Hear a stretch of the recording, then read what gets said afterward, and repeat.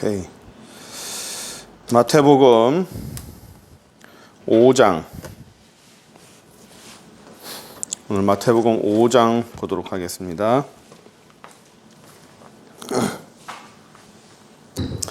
마태복음 5장 기도하고 시작할게요. 좋으신 하나님 감사합니다. 우리가 1장부터 해서 5장까지 또 우리가 오늘 5장을 공부하려고 합니다. 함께 해주시고 많은 양이지만 우리가 짧은 시간에 최대한 많이 갈 수 있도록 익힐 수 있는 귀한 시간 될 수 있도록 인도하여 주옵소서.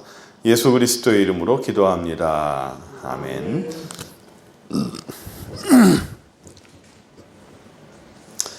오늘 5장은 상당히 또 중요한 장이고 양이 많습니다. 우리가 잘 알고 있는 이 팔복 8가지 복에 대해서도 얘기하고 있고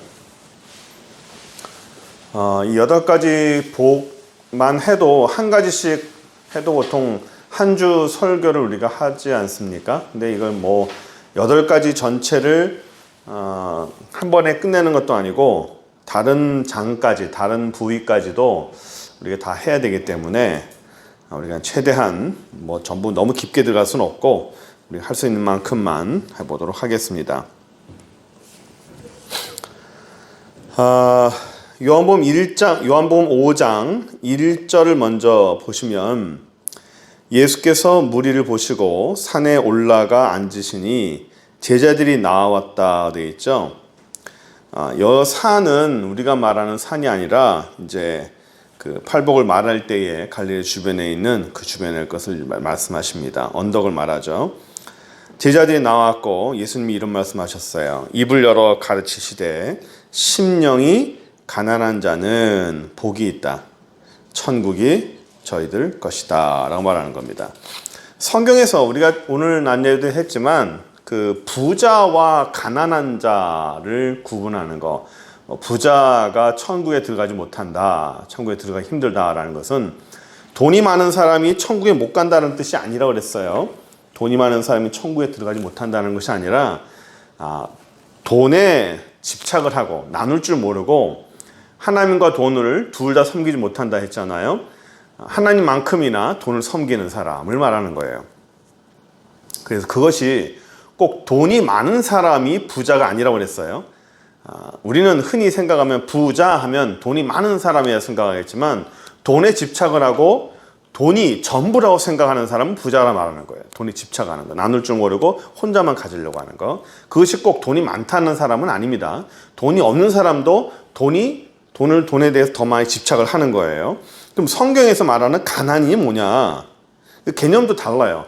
가난이라는 게 우리는 가난하다 하면 돈이 없는 사람을 가난하다라고 보통 이제 국어사전에서 얘기를 하지 않습니까? 성경에서 말하는 가난, 그러면 심령이 가난하다? 심령에 돈이 없다라는 것으로 우리가 이해하기 어렵지 않습니까? 그래서 여기서 말하는 가난이라는 것은 우리는 돈이 없으면, 돈이 부족하면 가난이라고 그러잖아요. 무언가 필요한데 정작 그것이 필요한데 그 중요한 것이 없는 경우, 부족한 경우를 보통 통칭해서 가난이라고 그래요. 가난. 몸이 건강하지 못한다라는 것도 가난이라고 표현합니다. 반드시 있어야 되는데 부족한 것, 뭐 정신도 부족하고 부족한 거를 가난이라고 그래요. 제가 지난번에 이제 요한복음 2장을 설명하면서 가나 혼인잔치에서 포도주가 없는 것을 제가 결핍이라고 설명했습니다. 결핍. 반드시 있어야 되는데 없는 거, 그거 하나. 반드시 있어야 되는데 없는 그것 때문에 다른 있는 모든 것들이 소용이 없어지는 것. 그거 하나가 없어서 다른 것들이 다 소용이 없어지는 가장 중요한 것. 이게 없으면 다른 것들도 다 소용이 없는 것. 그것을 우리는 결핍이라고 그랬죠. 여기서 말하는 그 결핍이 바로 가난입니다. 반드시 있어야 되는데 없는 것 또는 부족한 것. 그것을 가난이라고 그래요. 그래서 심령이 가난하다. 심령이 가난하다는 것은 심령이 풍성해야 되는데 이 안에 무언가 있어야 될 것이 없다는 거예요. 내 영 안에 반드시 있어야 되는 건데 없어요. 뭐가 없을까요? 그 심령 안에 하나님의 영이 없는 거예요. 있어야 되는데 없어요. 부족해요. 그래서 그것을 가난이라고 표현해요. 그 신체가 가난하다. 신체가 가난하다는 것은 내 몸에 무언가 다 있어야 되는데 한 부분이 부족하다라면 그것도 신체가 가난이라는 것도 되게 되는 거예요. 그래서 보통 이 몸이 불구나 또는 몸이 한쪽에 뭔가 모자르다거나 하는 분들은 성전 안에 들어갈 수가 없습니다. 왜냐하면 온전하지 않기 때문에. 하나님께 드려지는 제물 있죠? 제물도 양이나 소나 이런 것들이 온전하지 못하고 뭔가 부족하거나 많거나 정상이지 못하면 하나님께 제물을 못 드려요. 그러니까 사람도 똑같습니다. 사람도 하나님 앞에 성전 앞에 예배를 드리러 갈 때 몸이 온전치 못하면 또는 몸 안에 병이 있거나 그러면 하나님께 예배를 드리러 가지 못해요. 온전하지 못하기 때문에. 그러니까 심령이 가난한 거예요. 심령이 하나님 앞에서 채워지지 못하는 겁니다. 그 안에서 하나님 앞에 성전 안에 들어갈 수 없는, 하나님 앞에 무언가 온전하지 못한 심령 상태가 되는 거예요. 내가 하나님 앞에 죄를 짓는 거죠. 하나님은 감히 이제 우리 신약 성경 그 사복음서 나오듯이 이 세리들이 감히 하늘을 우러러 쳐다보지 못하고 나는 죄인입니다라고 고백하는 것처럼 하나님 앞에 내 심령이 항상 나는 죄인입니다. 나는 하나님 앞에 항상 부족합니다. 나는 항상 하나님 앞에 무언가 내놓을 수 없는, 나는 고개 들 수 없는 사람입니다 라고 생각하는 사람을 심령이 가난하다는 거예요. 모자라다고 본인이 생각할 때 내 심령이 너무 모자라다고 생각하는 거예요. 내 안에 무언가 하나님의 영이 더 있었으면 좋겠는데 모자라다고 생각하고 항상 부족하다고 생각하는 거예요. 그것을 성경에서는 겸손이라고 오늘 말한다고 그랬죠. 바로 그것을 겸손이라고 하는 거예요.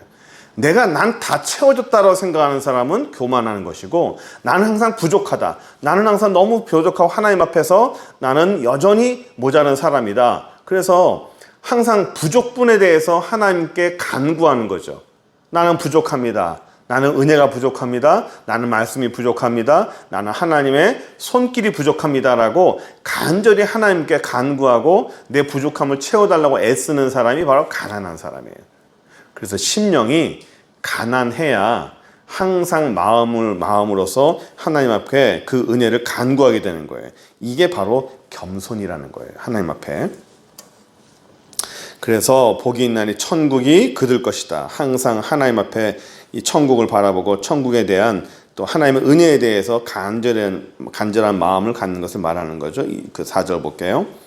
애통하는 자는 복이 있다. 그들이 위로를 받을 것이다. 이 애통도 같은 거죠. 단지 슬퍼하는 것만을 말하지 않아요. 이 여기서 말하는 애통이란 사람이 죽은 다음을 말하는 거거든요. 그 단어가 사람이 죽은 다음에 7일 후부터 사람들에게 위로를 받습니다. 처음 죽고 나서는 이 장례, 즉 자기 죽은 사람만 생각하고 7일 후부터 이제 사람들을 받으면서 사람들이 위로를 받거든요. 이게 이스라엘 장례법이 그래요. 7일 후부터 사람들을 맞이하면서 사람들에게 위로를 받고 이렇게 살아야 되는데, 이 당시 사람들은 위로받을 수 있는 상황이 아니라 사람이 죽으면 장례를 치르고 죽은 자를 위해서 슬퍼하고 그럴 만한 기간이 없어요. 왜 그럴 수밖에 없냐면 이 당시의 사람들은 거의 대부분의 사람들이 하루 일해서 하루 먹고 사는 사람들이에요. 그러니까 죽은 자를 위해서 슬퍼할 수도 있고 죽은 자를 위해서 가만히 있어도 누가 뭐라 하지 않지만, 나와 내 자녀를 위해서 내가 일하지 않으면 당장 먹고 살 게 없어요. 그래서 대부분이 생업 전선에 나갑니다. 먹고 살기 위해서 무언가 먹을 것을 구해야 되는 거예요. 그래서 장례를 치르기 위해서 가만히 앉아 있을 수 없는 거예요. 그 위로를 못 받는다는 거는 내 상황이 위로받을 만한 상황이 안 된다는 거죠. 내 현실의 삶에 너무 찌들려 있어서 사람들에게 위로를 받을 만한 그런 기회도 없다는 거예요. 그래서 애통하는 자, 이 위에 있는 심령이 가난한 것과 비슷합니다. 내가 부족하고 내가 무언가 채워져야 되는데 울고 싶은데 울 수도 없는 그런 상황, 그런 사람에게 복이 있고 하나님의 위로를 얻는다는 거예요. 사람이 위로를 못 주냐? 하나님이 주시는 위로를 받는다는 겁니다. 상황 속에서 어렵지만 위로를 받을 수 없는 그런 상황을 하나님이 위로를 주시는 그런 은혜가 된다는 거죠. 5절 보시면 온유한 자는 복이 있다. 그들이 땅을 기업으로 받을 것이다. 우리 지난번에 봤지만 온유라는 것은 단순히 우리의 성품이 아니라 했습니다. 온유는 우리의 성품이 아니에요. 내 안에서 나타나는 착한 성품이 온유가 아니라 난 참 온유해 라는 그런 말이 아니고요. 온유라는 말은 뭐라 그랬죠? 잘 길들여진 야생마라 그랬죠. 온유하다라는 것은 잘 길들여진 야생마라는 뜻입니다. 그러니까 바깥에서 막 뛰노야 되는데 그 뛰노는 말들을 잘 길들여져서 주인이 원하는 대로 갈 수 있고 주인이 원하는 대로 움직일 수 있는 그런 상태가 된다라는 것을 온유하다라는 상태가 된다는 거예요. 그래서 우리는 온유한 것은 생득적으로 내가 태어나면서부터 부모님으로부터 받은 그런 성품이나 그런 성격이 아니라 하늘로부터 주어지는 성품이에요. 그러니까 하늘로부터 주어지는 상태, 잘 길들여진 상태, 하나님으로부터 잘 길들여진 상태, 하나님이 원하시는 것은 무엇이든 할 수 있는 잘 길들여진 상태, 자기 원하는 대로 나 힘들다고 안 간다, 나 힘들어 막 간다라는 그런 것이 아니라 하나님이 원하는 대로 그대로 가는 것을 온유하다라는 거예요. 그러니까 하나님이 원하는 대로 하면 하나님이 이 땅에 복을 준다는 거예요. 땅에 복을 준다는 거죠. 땅의 것에 대해서 관심이 없고 하나님이 원하는 대로만 살겠습니다. 나는 그의 나라와 그의 의를 구하겠습니다. 무엇을 먹을까 무엇을 마실까가 아니라 하나님 나라를 위해서만 구하겠습니다라고 하면 그 상태가 온유한 상태라는 거예요. 무엇을 먹을까 무엇을 마실까가 아니라 하나님이 원하는 것을 구하면 그 상태가 온유한 상태가 되고 그러면 하나님이 이 땅의 것을 준다는 거예요. 내가 땅의 것을 구하지 않고 하나님 나라의 것을 구하는 상태가 바로 온유한 상태. 그러면 하나님은 하늘의 것뿐만 아니라 땅의 것을 우리에게 주신다라는 것이 바로 오늘 본 내용이죠. 6절. 의에 줄이고 목마르다. 의에 줄이고 목마른 자는 복이 있나니 그들이 배부를 것이다. 의에 줄인 것도 다 같은 내용이죠. 하나님 앞에서 의롭다. 성경에서는 의롭다라는 것은 아브라함도 그렇고 요셉도 의롭다라고 말하는 것은 하나님의 보시기에 하나님의 선하신 뜻대로 그대로 움직여진 상태. 하나님이 보실 때에 하나님이 원하는 대로 움직이는 상태. 아까 온유한 것 같죠? 그런 상태가 된 상태를 의로운 상태라고 말합니다. 의에 줄이고 목마른 자는 복이 있다. 그래서 이 목마른 것도 위에 말하는 심령이 가난한 것과 연결이 되는 거예요. 심령이 가난한 것도 내 심령이 무언가 부족한 것을 채우기 위해서 하나님 앞에 간절히 원하는 거죠. 여기 목마른 것도 똑같아요. 여기서 이 팔복은 대부분이 팩트를 말하는 것이 아니라 의미를 말합니다. 의미. 어떤 의미냐라는 것을 생각하면 될 거예요. 그 의에 줄이고 목마른 자는 복이 있다. 하나님 앞에서 무언가를 간구하는 사람 복이 있다. 그들이 배부를 것이다 라는 거죠. 이 배부를 것이라는 것은 땅의 기업을 받는 것과 역시 같은 맥락입니다.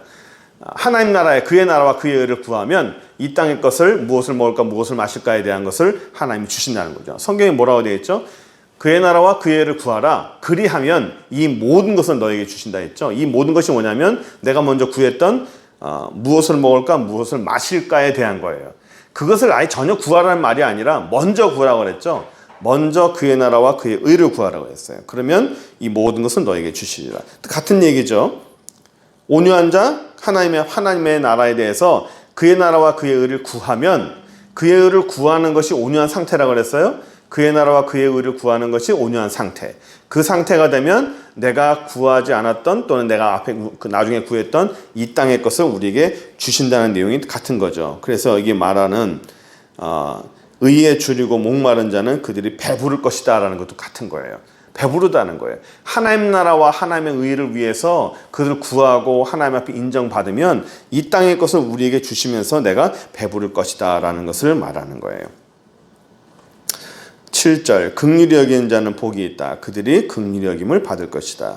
우리가 긍휼에 대해서도 한번 설명했죠. 이 긍휼이라는 것은 하나님이 우리에게 주시는 은혜인데 이 긍휼이라는 단어와 여성의 자궁이라는 단어가 같다 그랬죠. 같은 단어라고 그랬어요. 그래서 자궁이라는 것은 태아를 품는 마음이라 했습니다. 그래서 긍휼히 여기는 자, 하나님의 마음처럼 사람을 품고 아기를 품듯이 이렇게 품을 수 있는 사람을 말하는 거예요. 그래서 이 긍휼과 용서라는 개념도 같이 들어갑니다. 긍휼, 불쌍히 여기다, 용서하다, 태아를 품는다라는 거 같은 개념을 하죠. 너희가 아이를, 사람을 몇 번씩 용서해야 되겠느냐? 부를 때 이 긍휼의 개념으로 같이 똑같이 들어갑니다. 그래서 다른 사람은, 일반 사람들은 뭐 얼마나 용서해 줄 수 있겠느냐? 뭐 내 한계점이 어디까지냐라고 보통 생각할 수 있겠지만, 이거를 달리 생각하면 내 뱃속에서 품은 아이를 내가 몇 번이나 용서할 수 있겠느냐라고 질문하면 이게 이해가 돼요. 다른 사람은 모르고, 다른 사람이 아니라 내 아이를, 내 뱃속에서 태어난 내 아이를 몇 번이나 용서할 수 있을까? 자기 자식은 몇 번 용서할 수 있을까요? 내 아이는 한없이 용서할 수 있는 거죠. 세상 모든 사람이 용서할 수 없다고 비난해도 내 자식만은, 내 부모는 그 자식을 용서하고 품어주는 게 부모 아니겠습니까? 그게 피를 나눠서 그랬다 그랬죠. 그래서 이런 마음을 가지라는 거예요. 내 자식을 품듯이 그런 긍휼한 마음을 품으라라는 것이 여기 본문의 성경의 말씀이에요. 그러면 너도 긍휼히 여김을 받을 것이다. 다른 사람을 불쌍히 여기고 그를 용서해주면 너도 똑같이 용서받을 것이다 라는 거예요. 마음이 청결한 자는 복이 있다. 하나님을 볼 것이다. 그 심령이 청결하고 깨끗하게 원하는 거죠. 그리고 또 한 가지, 화평케 하는 자. 화평케 하는 자는, 이거는 이제 그걸 얘기합니다. 화평케 한다는 말은 이 제사를 말하고 화목제를 말하거든요. 화목제를 말하면, 화목제를 드리면 제사장도 좋고 또 제사를 드리러 가는 사람도 좋고 거기에 관계된 모든 사람들이 다 제물을 다 나눠 먹잖아요. 그래서 좋다라고 해서 그 화목제라고 보통 얘기합니다. 이게 쭉 내용 내려가서 팔복을 이렇게 얘기합니다. 그래서 의를 위해 핍박해받는 복이 있다. 천국이 될 것이다. 그래서 12절 보시면 기뻐하고 즐거워하라. 하늘에서 너희 상이 큼이라. 너희 전에 있던 선지자들로 이같이 박해했다라고 말합니다. 당시에 박해받은 걸 말하는 거거든요. 예수 믿는 것으로 인해서 박해를 많이 받았는데, 그 박해받는다고 해서 괴로워하지 말고, 환경 때문에 기뻐하지 말고, 모든 게 내게 주어지는 역할이나 또 환경이나 이런 것이 좋으면 좋아하고, 환경이 나빠지면 슬퍼하고 이렇게 하지 말고, 환경과 상관없이 기뻐하라는 거예요. 여기 뒤에 보시면 신약성경에 항상 기뻐하라고 되어 있죠. 그 기뻐하라는 것과 여기에 나와 있는 기뻐하고 다 같은 거예요. 성경에서 말하는 기뻐하다, 이게 감정적인 표현이 있죠. 아까 얘기했지만 온유하다라는 성품과 감정적인 모든 표현들은 우리 속에서 출발된 게 아니에요. 내 속에서 출발돼서 온유하고 내 속에서 출발돼서 기뻐하는 것이 아니라 하나님으로부터 주어지는 거예요. 기쁨도 내 속에서 출발되는 것이 아니라 하나님으로부터 주어지는 거라고 그랬죠. 하나님을 기쁘시게 하면 그 기쁨이 내게 온다라고 했어요. 내게 출발된 것이 아닙니다. 그 다음에 우리 소금과 빛을 한번 볼게요. 13절부터 보시면 소금과 빛, 보통 빛과 소금이라고 하죠. 성경에는 소금이 먼저 나오기 때문에 소금과 빛입니다. 너희는 세상의 소금이다. 소금이 만일 그 맛을 잃으면 무엇으로 짜게 할 것이냐. 다만 밖에 버려져서 사람에게 밟힐 뿐이다. 소금은 무슨 역할을 합니까? 소금은 뭐 부패하는 것을 막아주기도 하잖아요. 이스라엘에서 소금의 역할은 두 가지죠. 지킨다라는 것과 보존한다라는 뜻이에요. 지키다, 보존하다. 그래서 소금은 지키고 보존합니다. 어떤 음식도 지켜주고 그 상태를 그대로 지켜주고 또 더 이상 망가지지 않도록 보존해주고, 그 역할이 이제 소금의 역할인데, 예수 믿는 사람들이 그 역할을 하라는 거죠. 지켜주고 또 부패하지 않도록 보존해주고. 그래서 14절 보시면 너희는 또 세상의 빛이라 라고 말하죠. 소금과 빛을 얘기해요. 빛이라. 산 위에 있는 동네가 숨겨지지 못할 것이다. 이 빛이라는 말은 히브리어로 오르라고 그래요. 오르라는 것이 빛인데, 그 성경에서는 이 빛에 대해서 사복음서에 똑같은 빛이지만 우리에게 제시하는 게 어떤 빛이냐면 세상에 빛으로 오셨다. 요한복음 1장에 있죠. 하나님이 곧 빛이다. 그 빛이 세상에 왔음에 사람들이 그 빛을 알지 못하였다. 예수 그리스도를 빛이라고 표현했잖아요. 예수 그리스도를. 그래서 예수 그리스도를 우리에게 빛이라고 표현하면서 그 빛이 바로 우리다라고 말해요. 예수님이 빛인데 그 빛을 또 우리라고 말합니다. 그러니까 성전의 개념도 같아요. 성전이 예수님에게 갔다가 그 성전이 너희들도 똑같은 성전이다라고 말하잖아요. 그러니까 성전이 이 기본 성전이 예수님에게 갔다가 예수님도 우리도 똑같은 성전이라고 말하죠. 여기도 똑같아요. 빛인데 하나님이 만드신 빛인데 그 빛을 예수님이라고 말하고 그 예수님이 말한 그 빛을 우리도 똑같이 그 빛이다라고 말해요. 세상을 비추는 빛이다. 빛이면 사람이 안 보일 수가 없다는 거예요. 사람이 등불을 켜서 말 아래 두지 아니하고 등경 위에 두나니 이러므로 집안 모든 사람에게 비치느니라. 너희 빛이 사람에게 비치게 하여 그들로 하여 너희 착한 행실을 보고 하늘에 계신 너희 아버지께 영광을 돌리게 하라. 빛은 사람들이 안 볼 수가 없죠. 14절 다시 보시면 너희는 세상의 빛이라. 산 위에 있는 동네가 숨겨지지 못할 것이다. 숨겨질 수가 없어요. 빛은 드러날 수밖에 없어요. 절대로 숨을 수가 없어요. 보일 수밖에 없는 것입니다. 그래서 우리가 야고보서를 그때 설명할 때 야고보서가 자꾸만 행위를 중시하잖아요. 행위를 중시할 때 성경에서 구원은 행위다. 행위가 없으면 그 구원이 아니다라고 자꾸만 오해하시는데 야고보서가 만들어질 당시 야고보서가 쓰여질 당시에 구원론에 대해서 정말 힘들었거든요. 구원론. 즉 율법 폐기, 율법은 필요 없다라는 것과 구원을 받으면 그 다음에 이 행동은 필요 없다. 구원은 변하지 않는다라는 그런 교리들이 그런 이론들이 상당히 많이 교회에 성행했어요. 그래서 그 이론 때문에 교회가 상당히 많이 타격을 입었는데 요즘도 그런 게 있죠. 구원론에. 내가 구원 받았으니까 뭐 아무렇게나 살아도 되는 거 아니냐. 이 야고보서가 쓰여질 바로 직전에 어떤 상황이 벌어졌었냐면 예수를 믿었다, 구원을 받았다, 구원 받았네. 그러면 내가 어떤 짓을 해도 내 구원은 변하지 않는다는 거죠. 맞아요. 내가 무슨 짓을 해도 구원은 변하지 않아요. 그러니까 사람들이 생각이 어떤 식으로 흐르냐면 구원 변하지 않아? 그래. 그럼 뭐 즐기다 가지. 뭐 구원 어차피 천국 가는 거 하나님이 주신 것들 즐기자는 거예요. 세상에 있는 술 하나님이 주신 거 아니냐. 하나님이 우리에게 먹으라고 준 거 아니냐. 마시자라는 거죠. 술 먹는다고 구원 못 받느냐? 아니라는 거예요. 술 마시자. 담배 피자. 하나님이 주신 건데 피자라는 거죠. 담배 핀다고 구원 못 받느냐? 아니라는 거죠. 피자. 세상에 여자가 한둘이냐? 왜 꼭 이 여자 와이프가 한 명만 있어야 되느냐? 결혼 안 해야 된다. 막 여러 사람 만나자. 하나님이 주신 거 아니냐? 그냥 하자. 이런 거예요. 세상에서 그런 어떤 도덕적인 관념, 그런 선들이 다 없어졌어요. 왜? 구원 받았으니까 필요 없다는 거죠.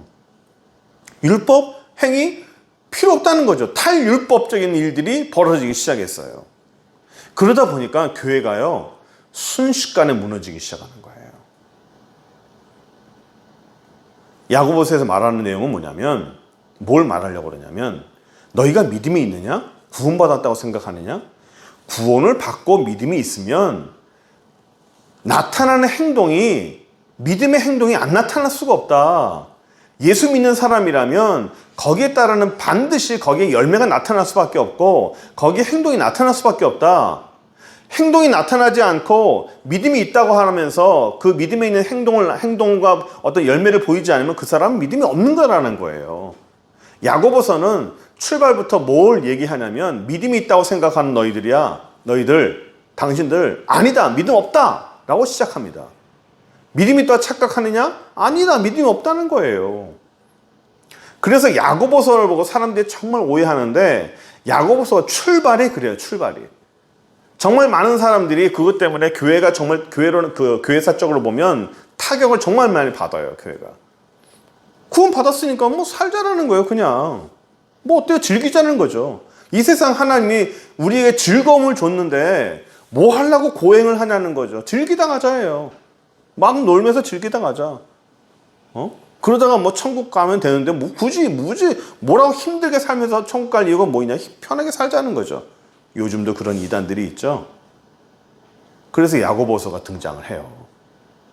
구원의 행동만 어떤 행위가 있어야 구원받는다는 내용이 아니라 구원을 받았는데 행위가 나타나지 않을 수가 없다라는 그런 개념하에, 그런 이론하에 출발한 겁니다. 그러니까 오늘 여기도 똑같아요. 빛이 있다. 빛이 있으면 그 사람이 예수의 빛을 갖고 있고 예수의 신앙을 갖고 있고 그 사람이 예수의 생명을 갖고 있으면 그 빛이 드러나지 않을 수가 없다는 거예요. 절대로 그 빛은 숨겨질 수 없다는 겁니다. 우리 그 속담에 그런 말도 있잖아. 감기 속일 수 없고, 사랑하는 거 속일 수 없고, 돈 없는 거 속일 수 없고, 이런 뭐 속일 수 없는 게 몇 가지가 있잖아요. 저절로 드러날 수밖에 없다는 거. 같은 거예요. 예수를 믿었다? 내 안에 예수의 생명이 들어왔다? 예수의 빛이 들어왔다? 못 속인다는 거예요. 가까이 옆에 있으면서 10몇 년, 20년 동안 너 예수 믿는 사람이었어? 와, 몰랐어. 당신 교회 다니는 사람이었어? 몰랐습니다. 왜 얘기 안 했냐고. 거짓이에요. 거짓입니다. 그 안에 빛이 있으면 나도 모르게 드러나게 돼 있어요. 드러나지 않을 수가 없어요. 알게 돼 있어요. 내가 아무리 숨기고 싶어도 알게 돼 있습니다. 드러날 수밖에 없습니다. 빛이라는 건 그래요. 빛이라는 건 아무리 숨기고 싶어도 드러날 수밖에 없어요. 알게 됩니다. 저절로 알게 돼요. 그것을 오랫동안 숨겼다? 10년 동안 숨겼다? 20년 동안 숨겼다? 그 안에 빛이 없었던 거예요. 그동안 예수 안에 빛이 없었던 겁니다. 내 안에 생명이 없었던 거예요. 내 안에 생명이 있고 내 안에 빛이 있으면 이것이 안 드러날 수가 없는 거예요. 사람들이 몰랐다? 내가 잘 숨겨서 그랬다?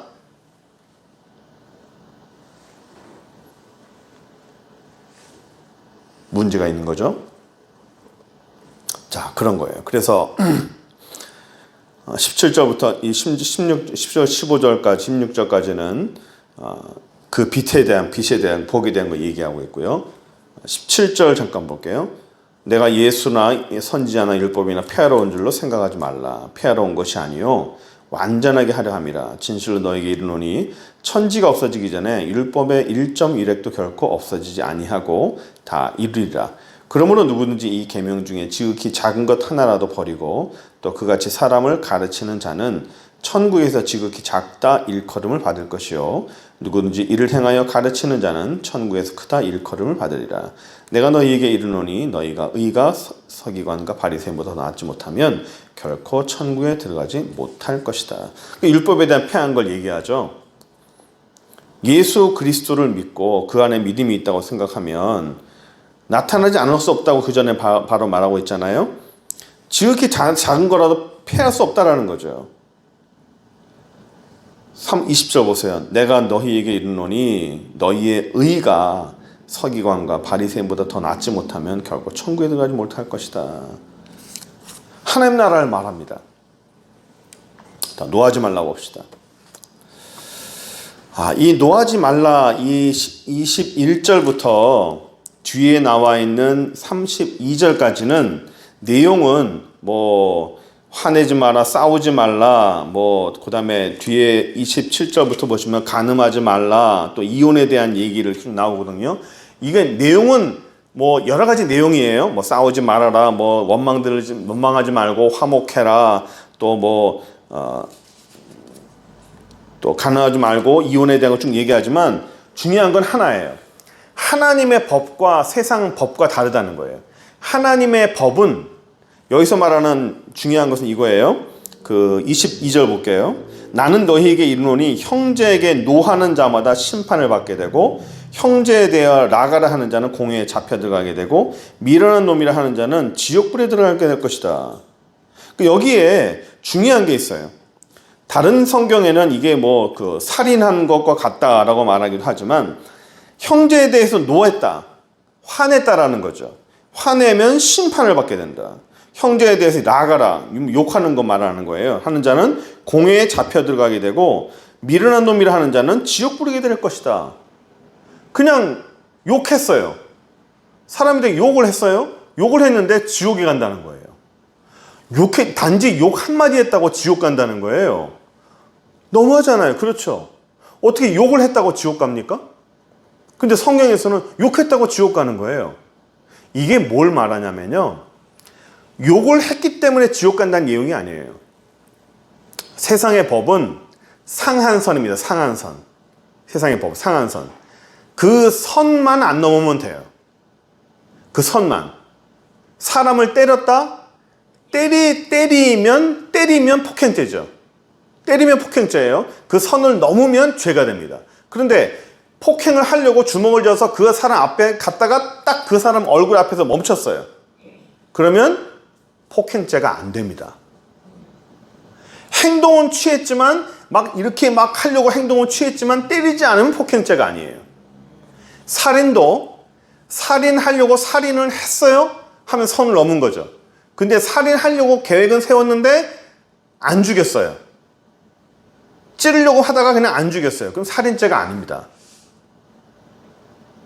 사기도 사기, 절도, 선을 넘으면 죄가 되는 거예요. 근데 선을 안 넘으면 죄가 안 됩니다. 죄가 안 돼요. 그런데 성경에서 뭐라 말합니까? 욕만 해도, 생각만 해도 그냥 죄예요. 성경에서 하나님 나라의 법은 세상의 우리 이 땅의 법과는 달리 이 땅의 법은 상한선이라서 선을 넘지 않으면 죄가 안 되는데 하나님 나라의 법은 생각만 해도 그것에 대해서 나쁜 말을만 해도 그냥 그 자체가 바로 죄예요.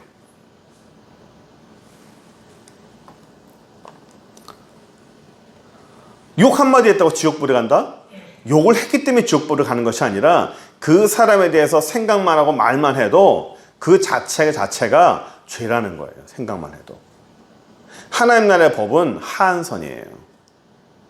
그냥 생각만 해도 법이에요. 죄예요. 생각만 해도. 벗어날 수가 없어요. 우리가 생각이나 말은 그냥 툭툭 튀어나오잖아요. 그것만 해도 죄라는 거예요. 그것만 해도 지옥에 간다는 거예요. 그러니까 우리 삶 자체가 여기서 말하는 것은 모든 사람이 다 지옥 간다는 겁니다. 모든 사람이. 우리 모든 사람 다 똑같아요. 나는 아니야. 난 예수님을 위해서 구원받았어 라고 생각하지 마시고 기본 전제가 사람의 기본 전제는 다 지옥불에 들어갈 수밖에 없어요. 사람의 기본 전제가 부정하다 그랬죠. 사람의 기본 전제가 죄예요. 그래서 우리가 존귀함을 받았고 우리 예수 그리스도로 인해서 존귀함 받는 그런 사람이다가 아니라 그건 나중 얘기고 기본 전제가 우리는 죄인이고 우리는 부정하고 우리는 하나님 앞에 죄 지을 수밖에 없는 사람이고 우리의 생각이 악하다는 거예요. 그래서 기본이 우리 모든 사람들은 지옥 갈 수밖에 없어요. 저를 포함해서 모든 사람은 지옥 가야 되는 거예요. 당연한 겁니다. 지옥 가는 게 당연한 거예요. 지옥 가는 그곳에서 하나님의 은혜로 예수 그리스도의 은혜로 우리를 구원해 주신다는 거예요. 그걸 감사하는 거지 내가 애초부터 구원받은 사람이라고 생각하면 안 된다는 거죠. 나는 애초부터 존귀한 사람이고 나는 애초부터 하나님 앞에 귀한 사람이라 생각하면 안 돼요. 그러면 사람이 교만해집니다. 제가 자꾸만 말하는 게 아담이 흙으로 만들었는데 그 흙이 더스트라고 그랬죠. 영어로 더스트, 먼지예요, 먼지. 제가 먼지가 쓰레기통으로 가기 때문에 우린 다 쓰레기다고 말하니까 조금 듣기 싫었던 모양이에요. 항의하는 사람들이 몇 번 있더라고요. 어쨌든 간에 우리가 쓰레기든 먼지든 우리는 아무것도 아니라는 거예요. 우리는 원래 아무것도 아니에요. 나는 존귀한 자고 하나님의 사랑을 받은 자고 내가 대단한 사람이고 아니에요. 우린 대단한 사람이 아닙니다. 우리는 어느 하나도 대단한 사람이 아니에요. 예수님도 오늘 안예배 설교 때 그랬지만 네가 스스로 대단한 사람이라고 생각하지 마라. 애초에 그냥 낮은 자리로 가라. 낮은 자리로 가라. 거기서부터 시작되는 거예요. 사람이요. 우리 로마서에 그랬지만 이 현재의 고난은 장차 올 영광과 좋게 비교할 수 없다 그랬잖아요. 이 낮아지지 않은 사람은 많은 목사님들이 그래요. 낮아져 보지 않은 사람은 온유해지지 않는다는 거죠. 낮아져 보지 않은 사람은 하나님 앞에서 하나님이 원하는 대로 온유하게 사용할 수 없다는 거예요. 진리가 너희를 자유케 한다는 게 뭐라 그랬죠? 진리가 너희를 자유케 한다는 얘기는 진리 안에서 나는 그냥 자유해, 나는 마음대로 살 수 있어 라가 아니라, 진리가 너희를 자유케 한다는 말은 하나님이 우리를 자유하게 사용하신다는 말이에요. 그게 온유한다는 말과 똑같죠. 하나님이 나를 자유하게 마음대로 사용하신다는 거예요. 내 마음대로 쓰는 것이 아니라 하나님의 마음대로 나를 자유하게 쓰신다는 거예요. 그러면 나는 자유가 있어요, 없어요? 아니에요. 난 내 자유가 아니라 하나님이 원하는 대로 쓰시는 게 자유하게 사용되는 거예요. 내가 자유가 하나님의 자유로. 그러니까 우리가 범죄하고 우리가 부정하기 때문에 하나님이 우리를 은혜로 살리시고 하나님이 우리를 자유하게 사용하실 때 우리는 존귀해지는 거예요. 내가 하나님이 나를 자유하게 쓰실 때 존귀해지는 거지, 우리는 기본 자체가 우린 존귀하지 않아요. 우린 더스트예요. 단지 예수 그리스도의 옷, 거룩한 옷을 입었을 뿐이지 그 속은, 실체는 부정해요. 예수 그리스도의 옷 입은 거예요. 옷. 예수 그리스도의 복음에 그 은혜의 옷을 입은 거지 실상은 아무것도 아니라는 거예요. 자꾸만 우리가 착각을 하면 안 돼요. 예수 그리스도의 옷을 입었다고 내가 존귀하고 그리스도의 왕이고 뭐 나는 대단한 사람이고, 아니에요. 실상은 우리는 아무것도 아닙니다. 그거를 우리가 알고 내 현재, 내 실상은 아무것도 아니다. 그러므로 나는 항상 겸손해야 된다. 나는 항상 겸손해야 된다. 하나님이 나에게 은혜를 안 주셔도 그게 기본이고, 하나님이 나에게 축복을 안 주셔도 그게 기본이에요. 주시면 감사한 거죠.